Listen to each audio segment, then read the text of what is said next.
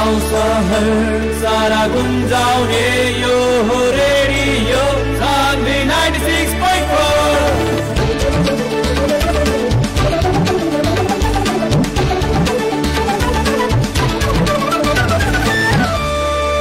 Radio Sandhi 96.4।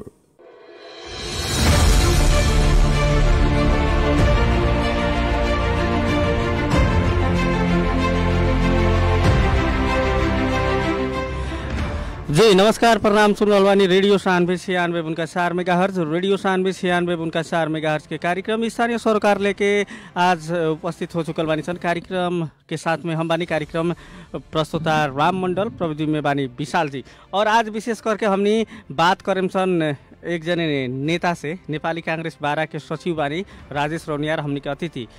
वहाँ लोग आज आंदोलन कैले रख लोग किसान के खाद नइखे मिलत कह के, तो किसान के खाद देवे के खातिर वहाँ लोग ही नेतृत्व में बालोग नेपाली कांग्रेस के ही सरकार बाटे। फिर भी वो आंदोलन करे के अभिन्न समस्या आ रहल बाटे, काहे कि अभिन्न तकले किसान लोग मल खाद पावे ने के सकल आरोपनी शुरू हो गइल बा। तो का करे के परी? नेपाल सरकार अभिन्न तकले खाद किनले बा कि ना, कब तकले खाद आई और एकर समस्या के समाधान कब हुई? खास करके हरेक बरस यह हमनी के देखे के मिलेला कि किसान लोग रोपनी शुरू कर देवेला, खाद ओकरा बाद आवेला। ई विषय पर बातचीत करम सन। वही तरह भारत से जवन हमनी के 12 परसा रौतहट मध्य प्रदेश के जिला के किसान लोग बा, इंडिया से एक बोरा खाद ले आवेला लोग, प्रहरी प्रशासन उछीन लेवेला। ई भी एगो समस्या बा। नेपाल में नइखे, दोसर जगह से लियला पर प्रशासन के जाति सह के पड़ता है। एक बारे में बातचीत करम सन। नेपाली कांग्रेस बारा के सचिव बानी हमनी के साथ में राजेश रौनियार, वहाँ भी आज आंदोलन में सहभागिता जनौले रहनी है किसान के साथ में। वहाँ से बातचीत करम सन। राजेश सर, कार्यक्रम में स्वागत हो अपने के। धन्यवाद अपने के। जी, अपने लोग खास करके आज आंदोलन में ही उतरनी है लगन, है कि ना? जी जी। खास करके काहे आंदोलन? अपने ही लोग के तो सरकार बा, नेपाली कांग्रेस के अपने भी नेता हैं। सरकार नेपाली कांग्रेस के हो, सरकार एमाले के हो, सरकार को फोरम के हो, कोनो भी पार्टी के सरकार हो, उस सरकार में जो हमनी के सरकार एगो आम किसान के जौन समस्या बा, अभी अपने के रोपाई के समय में जौन किस्म के रासायनिक मल के उपलब्धता होए के चाहिए, उस किस्म से उपलब्धता करावे में सरकार असक्षम बा। विशेष करके कृषि मंत्री असक्षम बाटे। और साथे साथे जौन अपने के गाँव पालिका के माथत में जौन डीलर सब बा, डीलर सब भी अपने के पर्याप्त मात्रा में पुगावे नहीं के सकत। और वहाँ भी अपने कुछ काखा पाखा बा, वहाँ भी अपने के जो डीलरशिप में रहे वाला लोग बा, अपने के उतना भी अपने के तस्करी बा, उतना भी अपने के घपला बा। जो किसान के जो वास्तविक में जितना बोरा है उतना बोरा वितरण करे के चाहिए, तो उनमें से कुछ बोरा उन्हें भूखा के रखेला, तस्करी करला, ओकरा के महंगाई रूप से बेचेला। ये सब चीज अपने के जो हो रहा बा। और साथे साथे हमने के एक नेपाल सरकार अपने के पुगावे नहीं के सकत, किसान के मल खाद पुगावे नहीं के सकत, रासायनिक मल लेके पुगावे सकत। और दूसर का चीज अपने के जैसे हमने के छिड़की मुल्क भारत से अगर कोई खाद लेके आवता तो वह प्रहरी प्रशासन अपने के डिस्टर्ब करता थे। हमने के मांग ई बा कि कम से कम टीका नेपाल सरकार उपलब्ध करा देवे पड़ल।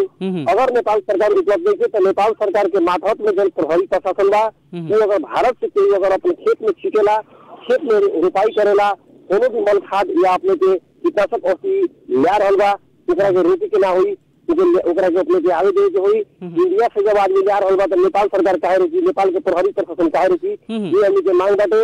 अब रहल कथी की अपने के ये विषय में हमनी के जहाँ तक जानकारी बाटे कि ऊपर भी बात आज हमनी कहनी है फोन के माध्यम से, लोग इतने कहता कि ना हम इस समस्या के समाधान करे में गंभीर बानी। आज हमनी के पहला चरण से ये आंदोलन कहनी है, तो अब ऊपर कितना दबाव होता, कितना सुधार होता, उसके बाद हम फिर अपन कार्यक्रम तय करम।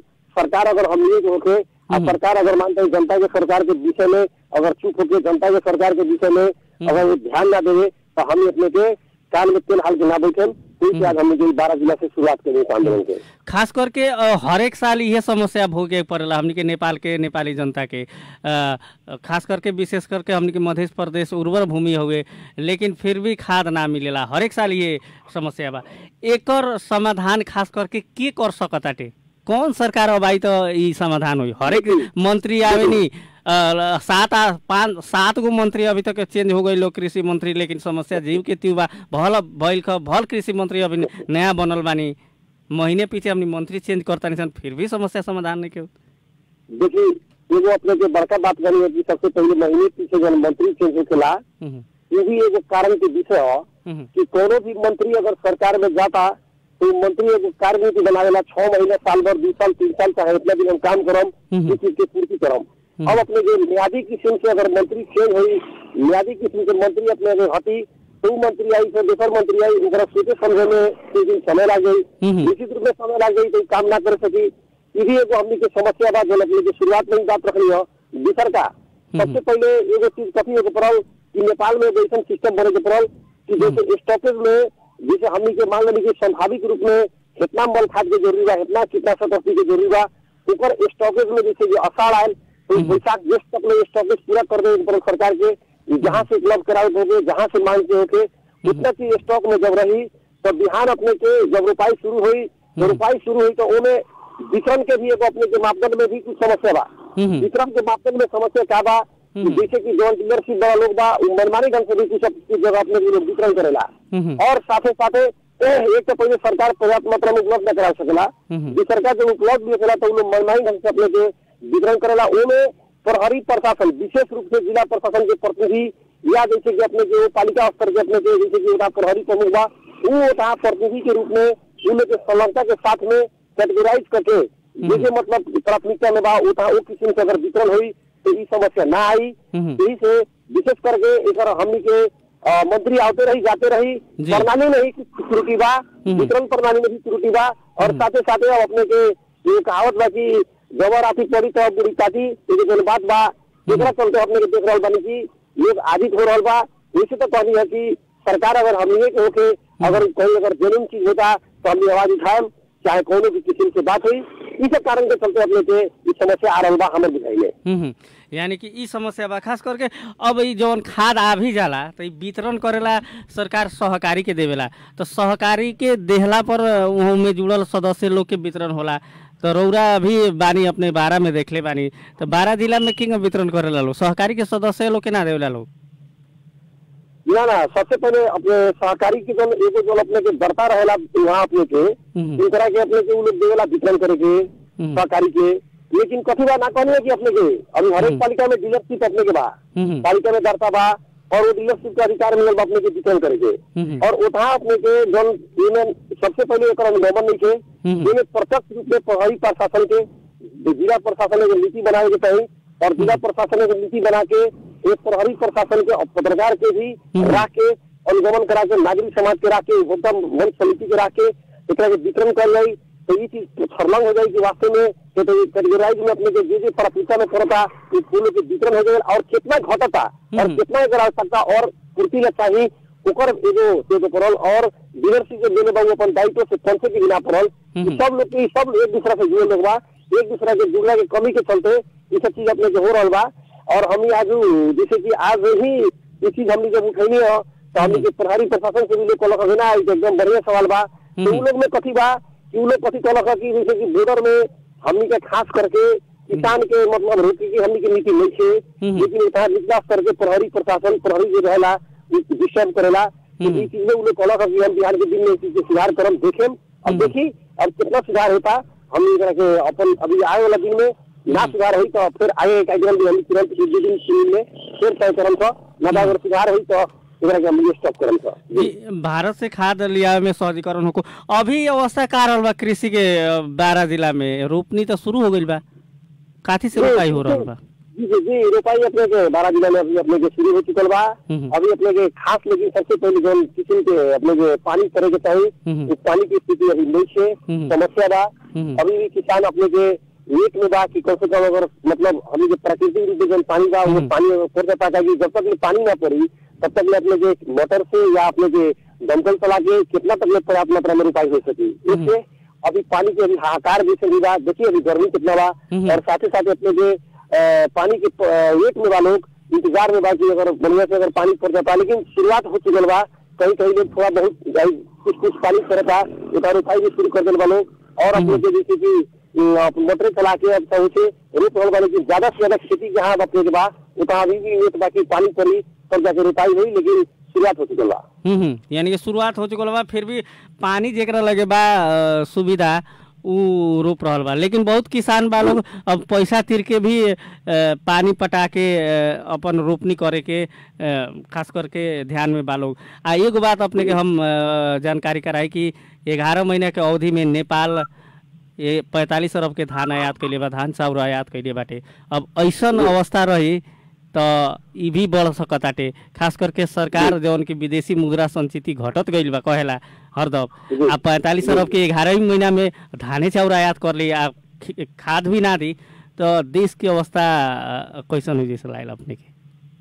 निश्चित रूप में अपने के प्रश्न बहुत ही गंभीर प्रश्न बा, और ये विषय में अभी देखिए जैसे कि अपने के अर्थ मंत्री भी बना, अर्थ मंत्री के जो राजनामा दल अर्थ मंत्री हम जो मांग रहे हैं पार्टी भीतर से, नेपाली कांग्रेस के भीतर भी हम जो तबका पहले से भी कहलक कि कम से कम नेपाल के जो अर्थ मंत्री बा ओकर कार्यनीति कहीं ना कहीं कुछ गलत बा, दूसरा वजह से अपने के एकर प्रभाव अपने के कृषि से लेके हर एक चीज पर पड़ रहा बा। जैसे अपने धान वाला बात करी है, आयात के विषय की बात करी है, तो अपने के अभी ये जो राजनामा दल अर्थ मंत्री हमें आशा कर जाओ कि बहुत जल्द को जो अच्छा के अर्थ मंत्री बनो, और जन एगो आर्थिक संकट में जन हम नेपाल जाए के फोरम में बात जा रहा बा, एकरा के रोकेला कम से कम अभी कुछ बाकी बा, एकरा के हम सुधार कर सकिले, ये हम एकरा के बता सकिले कह के एगो आशा बा। और हमरा ये अपने जो एफएम के माध्यम से हम अनुरोध भी करें सरकार के कि अपने जल्द से जल्द एगो अच्छा कोनो अर्थ मंत्री की नियुक्त करी लोगन, जो कम से कम नेपाल के आर्थिक संकट की अवस्था बुझे और वैसन कार्यनीति बनावे जन की किसान के भी समस्या ना होके, मजदूर के समस्या ना होके, और जन वो आर्थिक संकट में के देश जा रहा बा ओकरा प्रति गंभीर होके कुछ ना कुछ परिवर्तन होके कह के ऐसा किस्म के सब लोग के मांग रख और सब लोग के मांग भी बा। वास्तव में अगर आवाज ना उठी तो अर्थ मंत्री राजनामा भी ना देतन, चाहे जो हट रहा कि ना हमरा राजनामा ना देम, लेकिन आज राजनामा दिलन हो।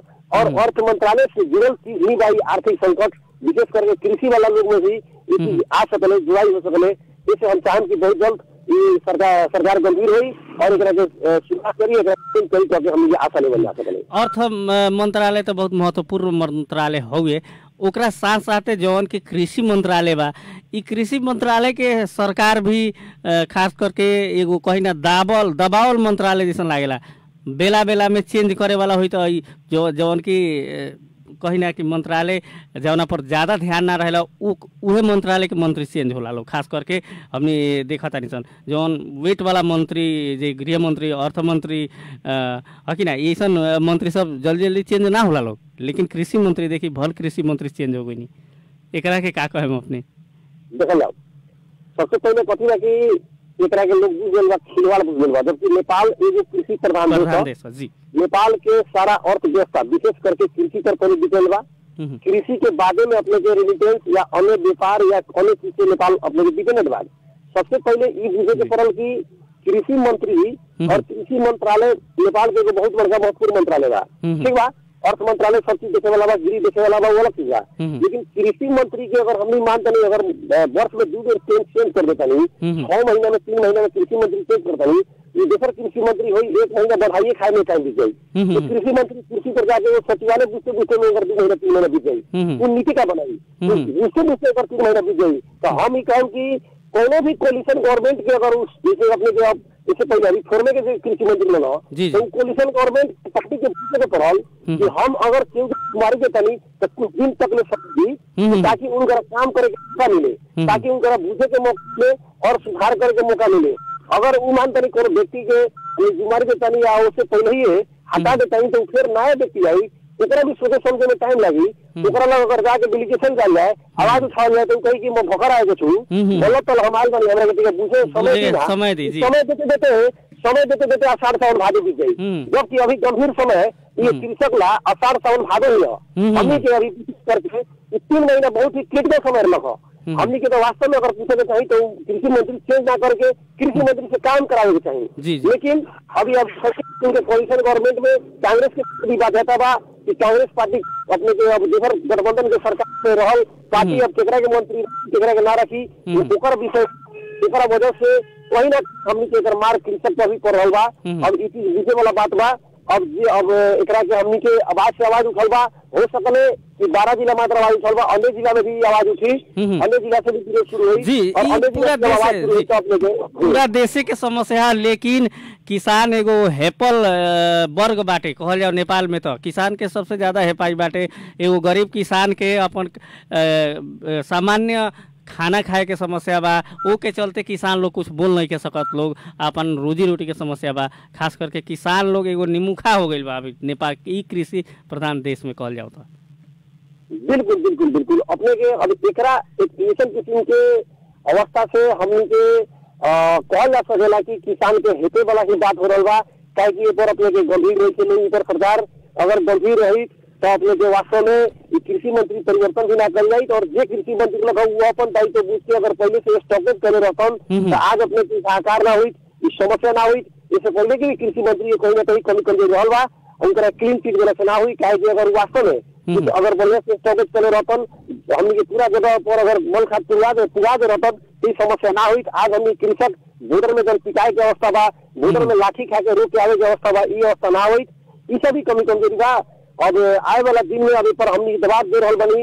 अब और जिला से भी हम कौन साथी लेके और जिला के भी साथी लेके तरह के आवाज उठाओ, एक आंदोलन के रूप में जाओ कि कम से कम इस चीज दबाव बनी तो अपने के ऊपर सरकार सुनी और कुछ परिवर्तन करी करके हम ये आस बा और उस चीज के क्रम में हम जा रहा बनी जी। अंत में खास करके प्रशासन से कहनी, स्थानीय सरकार के भी एगो दायित्व होला, प्रदेश सरकार के, स्थानीय सरकार के माथाती में ही कृषि आइल बाटे। स्थानीय सरकार के का कहे चाहे नया नया पालिका के अध्यक्ष लोग, मेयर लोग आइल बा लोग। सबसे पहले स्थानीय सरकार के जे भी लोग मेयर लोग बनल बा, इन लोग से हमारे आवाज के सुने वाला सब लोग हमारे ये आग्रह करें कि अपने लोगन 5 वर्षीय राजा ना बन के जनता के राजा बनी और ऐसा किस्म से काम करी।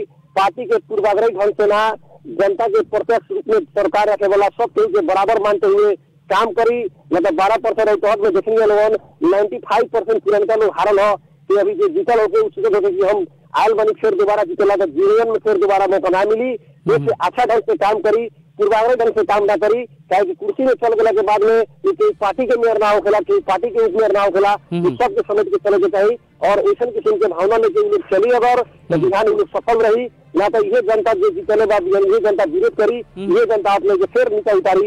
ऐसे उन लोग से आग्रह बा कि कृषि के विशेष करके अभी 3 तह में जब अपने बात कहेंगे कि स्थानीय तह से सरकार की ज्यादा जिम्मेवारी बा और वो से उन लोग विशेष करके अपने से पहल कदमी लेके हो सकले परिषद में कृषि के ज्यादा बजट रख के भी अगर सहूलियत करके मल खाद रासायनिक मल उपलब्धता अगर हो सकले तो ऐसा किस्म के भी नीति बना के किसान के समस्या समाधान करे पड़ी। जी बहुत बहुत धन्यवाद राजेश जी, कार्यक्रम में आईनी व्यस्त समय के बावजूद भी किसान के मुद्दा उठैनी है, किसान के बारे में बातचीत बोल खाद के बारे में बहुत बहुत धन्यवाद। अपने देशन के बहुत सारा धन्यवाद जी। उहाँ रहनी राजेश रौनियार नेपाली कांग्रेस बारा के सचिव, उहाँ के नेतृत्व में ही आज रैली आंदोलन भइल बारा के कलिया उप महानगर पालिका में 12 जिला के किसान के खातिर मल खाद उपलब्ध कराए पड़ल। ये सिर्फ एगो 12 पर्सा के समस्या ना हो, ये पूरा देश के समस्या हुए। काहे कि हरेक वर्ष पूरा देश भर में यही तरह रोपनी शुरू हो जाला, लेकिन खाद विदेश में ही रहेला। आवते आवते रोपनी हो चुकेला, ओकरा बाद खाद आवेला जौन की काम ना लागेला, समय पर खाद कबो ना मिलेला किसान के। जैसे हमनी के उत्पादन घट रहा बा और अरबों के 45 अरब के धान चाउर हमनी 11 महीने में विदेश से लिया के खा चुकल बानी सन। अगर ऐसा अवस्था रही तो ये 2 बरतेबर और भी बढ़ी। आज के खातिर निर्धारित समय खत्म हो चुकल बा। अपने कार्यक्रम सुन के साथ देने अपने के धन्यवाद। टेक्निकली सपोर्ट ला विशाल के धन्यवाद देत कार्यक्रम प्रस्तुता राम मंडल के विदा दी। नमस्कार।